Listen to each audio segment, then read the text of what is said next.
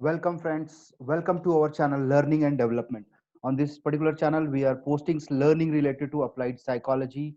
So, if you have not subscribed the channel, I request you to kindly subscribe the channel because these kind of various learnings you can use for your self improvement. You can also press the notification button so that you don't miss any particular videos. So, let us start today's session. Today's session is on understanding study skills, and I'm very happy to share these particular presentations with you. This will also be very helpful for the students who are figuring out to do the self study and learn various uh, skills so that their academic performance can improve. It will also be beneficial for the parents to make their children aware about this. They can guide their kids how to go about these studies, and also this will be very helpful for the teachers also. They can also motivate students by with the help of the contents on the learnings from these videos. So let us start today's session, understanding study skills. Now, study skills, the sum total of all the skills that are required to achieve the desired result. So self study is one of the key skills. Now here in this particular slide, what we have to understand is there are a lot of skills which are associated with the study skills. Could be time management, how to make notes, how to organize yourself, have a separate place for study, revising. There's a lot of things. But the key skill here I am going to focus on is self study. Self study is one of the very important skill that a student should learn. And I have also mentioned self study something like that class 6th 7th 8th. So somewhere around class 6th 7th or 8th, the cognitive development around 12 to 13 years, generally it takes shape. And the students get an ability to understand themselves a little better. They start forming something called self concept, self esteem. They start understanding these concepts. So this is the right age, by virtue of their cognitive development. Automatically they should develop the habit of self study during this age group. If it is happening before that, good. Suppose it is not happening till 7th 8th class also, then it is matter of concern, and it has to be actually addressed. It The parents can also look into that, and they can figure it out. And because as the students go in the higher classes, maybe 9 10th or 11 12th down the line, so I mean, if self study is not there, they will miss a lot of time, and the concepts will not be understood because the volume also grows, and the concepts, the fundamentals are not built, so they find it very difficult. This is the whole concept. Somewhere in the class 6th 7th 8th, where the cognitive development is almost developed in a manner wherein it can contribute a significant reasoning power to the student. They understand their responsibility. They start knowing that what exactly they have to do. So this is a very correct age group generally. By this time it should happen. If it is not happening, then it can be addressed and help the student to make them aware the importance. The reason behind that, as we go in the presentation, we will understand that what all we need to do to improve these study skills. Now the success mantra is very simple. Generally I keep on telling in my all videos, all presentations, is 80% psychology and 20% methodology. That's all your success depends on the psychology part. Such a beautiful percentage it is. So major chunk is your psychology, and unfortunately the concept of psychology is missed throughout our academic career. And generally we don't apply those tools and techniques, and we focus all our energy on the method part. We try n number of methods, but somewhere we miss the psychology part. So today I'll be focusing more on the psychology part. And once you understood the psychology part of it, the methodology, you yourself will be able to derive. You will be able to come up with a new method that will suit you. So absolutely no issues in that. Let us focus on the psychology part. Now when I talk about psychology part, the concept of values and belief system has to be discussed and understood. It is not a superficial thing that I want the students to study. They should start studying on their own. They should concentrate, do good in academics. It will not happen just like that. We need to understand the concept of values and belief systems. The first and the important aspect is that the students need to value education first. I mean, if the student does not value the education, the importance of education is not understood, I mean, you will not find a behavior that will be incongruent with this. And one of the most influential persons are the parents. Generally, students get a lot of influence from the parents. So if they are respecting education, they are showing in their nature, in their values, in their behaviors, while treating others, while interacting with others.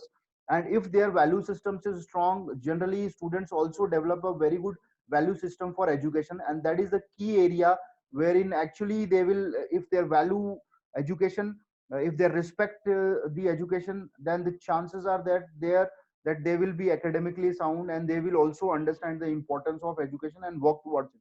But on the other hand, if the core value is missing, I mean, it will be very hard to see as a behavioral pattern. Even though if they are doing out of some or the xyz things, it will be very tough.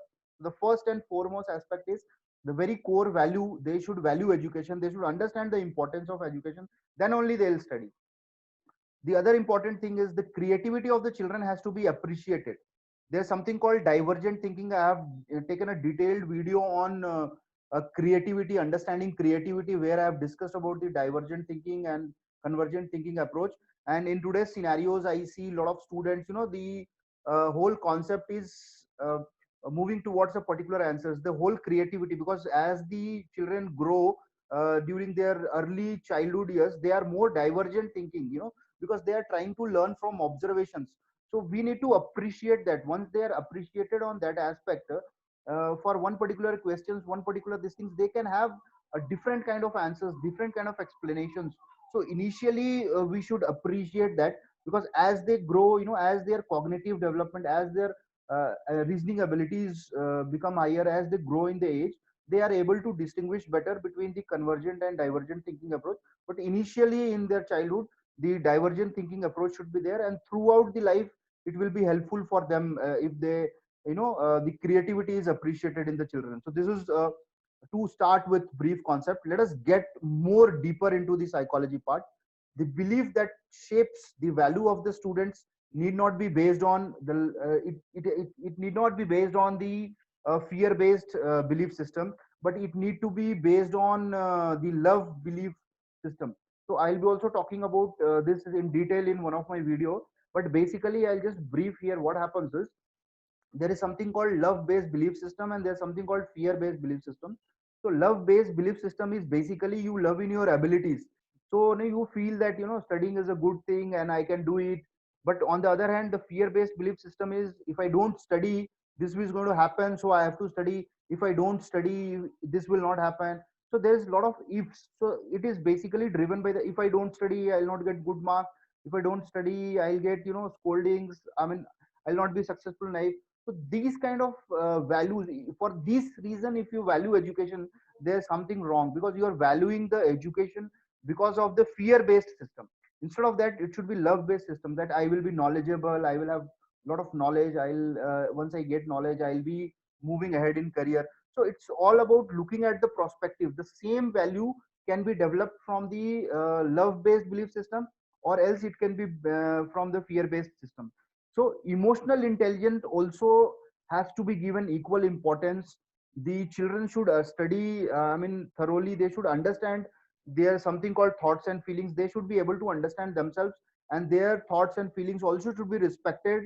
And we need to work it out, so that because emotionally, if they are not able to balance, the concept of self-esteem and all that we are going to discuss will definitely affect the academic performance. So in this particular slide, what we understood is, the value for the education should be driven from the love based system, that they should enjoy gaining a lot of knowledge for some xyz reasons, but it should not be fear based system. That is what I'm trying to figure out. This is one more aspect we have covered. The basic understanding of brain functions, the concept of memory and the revision, how, if the students are aware, I mean, parents can tell them, the teachers can also educate them, so they will be more interested to know, how their brain functions, and they can figure out their own mechanisms, like how to remember things. There's a lot of concepts. I'll be making a detailed video on memory, and there I'll be explaining in depth what exactly is that. And the other two concepts are intrinsic motivation and locus of control. Again, on these two topics, there's a detailed video I have made. You can also go through it. I'll mention some of the links, important links of the videos. See, basically, they should be intrinsic motivated, like within, from within they should have, and the locus of control is also very important concept.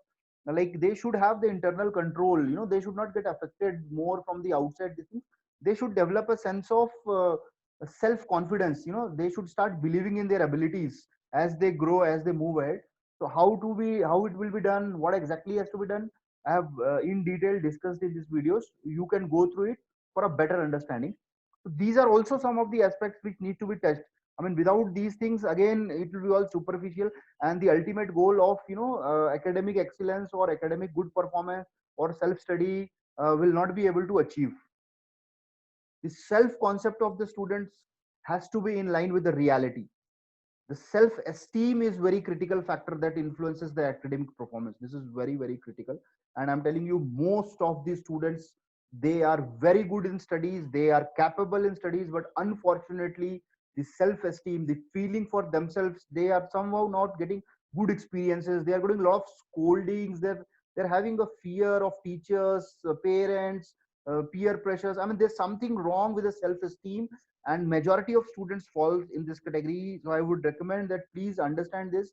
I've made a detailed video on all these aspects of psychological concepts which are very, very important in framing the personality.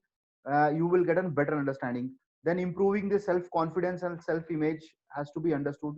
The very interesting part I'm going to discuss here is people have to understand between the difference between the subjects, languages, and the maths. The maths is nothing but it's a kind of a tool. So all these three categories, the methodology has to be different. The timings have to be different. The approach total as such has to be different. And maths, let me tell you, students, is a way of life. It's a tool. So please understand that you need to practice a lot. If you're not practicing, you are losing it somewhere. I mean, it has more to do with your neural connections, your analytical ability. I mean, it's a way of life. So even if you are, you know, not understood the fundamentals of math, I'll be making a detailed video in one of the aspect in the fundamental concept of the maths. I mean, maths can be made very easy and understanding and very interesting.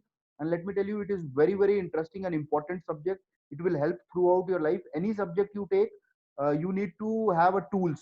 So whether you take a physics or chemistry in higher studies, maths is going to have a critical factors.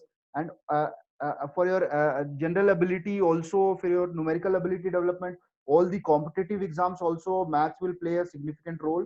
So I would suggest that you work it on 6th, 7th, 8th class are very crucial for the mathematics. If you have missed your fundamentals in your lower classes, work it out on that. 3 years sufficient time is there. When you go on 9th and 10th, you should go with a lot of fundamentals clarity. Non-congruence occurs when the self-concept is not aligned with the reality. So please, the self-concept is nothing but your own definition. I have made a detailed presentation on this. You can refer in the video. The importance of self-discipline and self-respect is the key factor. Again, it goes to the belief system. So the students should have self-discipline. You know, they should honor their own plans or timetable, or they should have a sense of responsibility. Slowly, it get developed based on the belief systems and the value-driven systems. So what whole thing I am just trying to figure out from this video and the small presentation is there's a lot to be done. The psychology is the key concept that the parents, children's teachers need to understand. Very, very important. And if you want to bring a behavioral change, ultimately what we are going to achieve, we are going to achieve a behavioral change. Behavioral change in the sense students are not automatically studying on their own. So what to do? There's a behavior change which we are going to achieve is self-study. They should start studying on their own. So how to achieve that? You need to go into the deeper, the core concepts of belief, values, attitude, feelings, and thoughts. A complete understanding of behavior that you can refer. There is something called cognitive behavior therapy. Generally we counseling psychologists practice that, and it is very effective in bringing out the changes. And there we talk about a lot of understanding their self thought, actions, and the emotions which are linked to it. So very interesting therapy that helps a lot, very effective. And understanding the schemas that are mental images, very, very important concept of general psychology has to be understood by the parents and by the teachers. Then we need to do a lot of work within. So a lot of work within has to be done. That is very, very important. So the whole concept of behavioral change is lots of work to be done within. within yourself you need to do a lot of working, but how the child will do, because he gets a guidance from teachers as well as from parents. So the parents and teachers as a mentor, they need to understand these aspects and accordingly guide the students. So thank you so much. Hope this presentation, brief presentation, has helped you a lot. Again, to conclude this, there is lot much to be done on the psychology part of the students. Things can be achieved during the formative years of the life. Yes, it can be also achieved during the later stages, but things get more typical when you refer one of my presentation where I have talked about schema, that is a mental framework. They how they become very stick. It is very hard to remove that even if you present with the contradicting belief and thought processes. So the whole concept is lot of work has to be done on understanding the psychology part of the students. Students need to get educated on this aspect, as well as the teachers and the parents, and then only we'll be able to achieve the methodology part. Methodology, n number of methods are there. Once the children able to understand about their own behavioral aspect, our about our own qualities, strengths and weaknesses, I think the journey will become easier for them. So hope you have liked this presentation. And if you have not subscribed the channel, request you to kindly subscribe the channel so that you don't miss any particular information. If you want to share it this particular with your any friend or any student whom you feel they will get benefited, please do that. For any suggestions, clarifications or queries or help, you can reach me at my number, or also you can email me at this particular email address. Thank you so much. Thank you, friends.